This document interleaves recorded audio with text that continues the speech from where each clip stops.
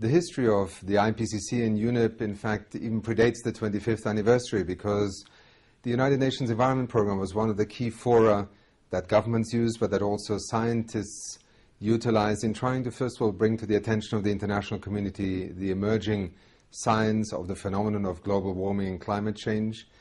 Then the discussions and the negotiations around how governments could establish a scientific body to assess the climate science that was becoming available to the world. And together with our sister agency, the World Meteorological Organization, we became de facto midwives, if you want, for the establishment of the IPCC. For 25 years now, together with WMO, UNEP has hosted the Secretariat of the IPCC.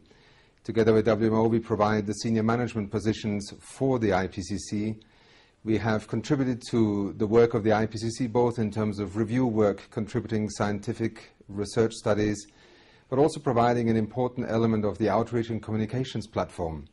Communicating climate science, communicating the complexity and substantiveness of the IPCC's work involves more than simply reproducing the findings. It is trying to create a bridge between the complexity of cutting-edge scientific research, the intergovernmental process that the IPCC embodies, and the person in the street who needs to understand what is the meaning of all this work, what are the opportunities, what are the challenges that we face in addressing climate change.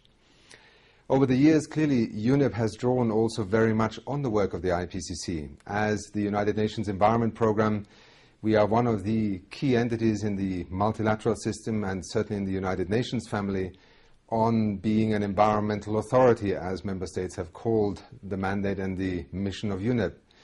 Trying to address the phenomena of global warming and climate change, both from a scientific and also planetary perspective, has very often been influenced by the way that the IPCC has been able to generate both new knowledge and understanding, but also confidence in the emerging science, and even trying to interpret the issue of uncertainty.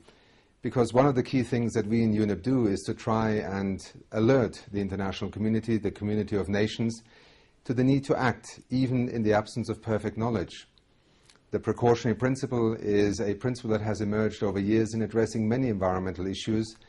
We are still in the midst of trying to firm up not only the science of climate change in terms of what happens in the atmosphere, but perhaps the greatest challenge ahead of us is to try and understand what will be the implications here in a terrestrial sense, in our marine ecosystems, and to communities across the world, be they rural dwellers in Africa, be they the city dwellers in Central Europe or in North America, or the concentrations of populations on the Asian subcontinent.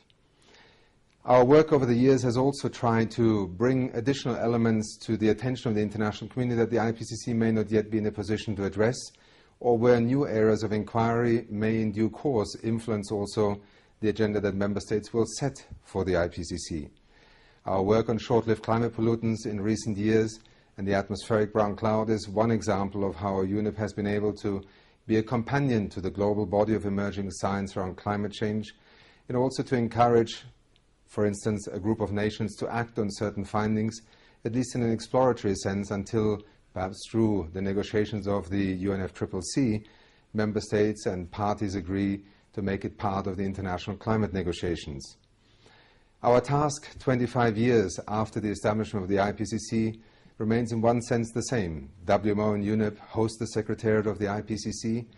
We are in many respects also part of the UN family, beginning with the Secretary General of the United Nations, to bring to the attention of the international community the work, the findings and the implications of the IPCC's work.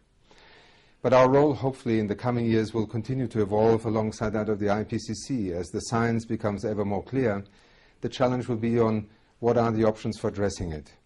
In the United Nations Environment Programme, 25 years after the establishment of the IPCC, we believe that the confidence in the mind of the public must be that, first of all, leaders across the world are able to negotiate a collective response to the phenomenon of global warming. Secondly, that it is feasible to still address the objective of staying within a 2-degree scenario. Thirdly, that it is doable both in an economic and in a developmental sense, that we do not abandon a significant part of the life as we know it today in order to achieve a climate change objective. Let me end by saying that in celebrating the 25th anniversary, I think we can be immensely proud of what we have been able to achieve through the establishment of the IPCC. The world today is seized by the topic of climate change. Despite some of the media cynicism, some of the setbacks in negotiations, it is a fact that the world is alerted to the phenomenon of global warming, that it is beginning to understand that we must transform our economies in the 21st century in order to, first of all, arrest further global warming, and secondly, prepare the world for dealing with what is now become inevitable in the sense of a future in which global warming is part of the way we must think about how we manage economies, infrastructure, agriculture, food security, and our health systems. But above all, the IPCC must remain, if you want, a touchstone amongst very diverse views, interests, and sometimes also competing interests and objectives in trying to address this challenge in a planetary context. No nation on its own can succeed in reversing climate change today. That must and will remain, I think, the reason why nations across the planet will continue to support the IPCC, its mandate, and also its mission. And that is also the commitment that we bring as the United Nations Environment Programme to the future work of the IPCC. Thank you.